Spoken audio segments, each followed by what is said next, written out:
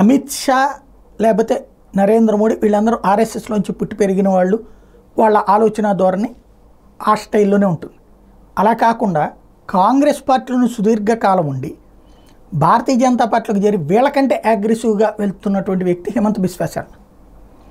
నిజమైన ప్రజా సమస్యని గ్రహించి పార్టీ మారినవాడు, అది కరెక్ట్గా చేసుకెళ్తున్నాడు.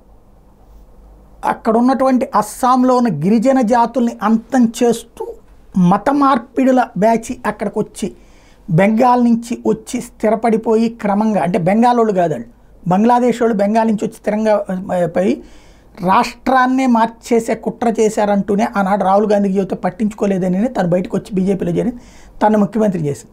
ఇప్పుడు తాజాగా తన రాష్ట్రంలో సీరియస్గా పనులు చేసుకుంటూ వెళ్తానని కొత్త రూల్ పెట్టుకొచ్చాడు. ఆధార్ కార్డు కొత్తగా అప్లై చేసుకోండి ప్రతి అస్సాం పౌరుడు. ఇక్కడ నో అబ్జెక్షన్ సర్టిఫికేట్ తీసుకోవాలి. అంటే నువ్వు ఆ దేశంలో అక్కడ పుట్టిన వాడివే అన్నటువంటిది సర్టిఫికేట్. అక్కడ పుట్టినోడికి ఏ ప్రాబ్లం లేదు. బయట నుంచి వచ్చినటువంటి వాడికే ఇప్పుడు ఎక్కడి నుంచి వచ్చాడు అవన్నీ కూడా పెట్టాలి. ఎన్ఆర్సి కాన్సెప్ట్ ఇక్కడ ఇంప్లిమెంట్ చేయబోతున్నారు. అంటే ఇతర దేశీయులు ఎవరైతే వచ్చి అక్కడ స్థిరపడ్డారో అక్రమ చొరబాటుదారులకి చెక్ పెట్టే ఎత్తుగడ వేసుకొచ్చాడు హిమంత్ బిశ్వా శర్మ.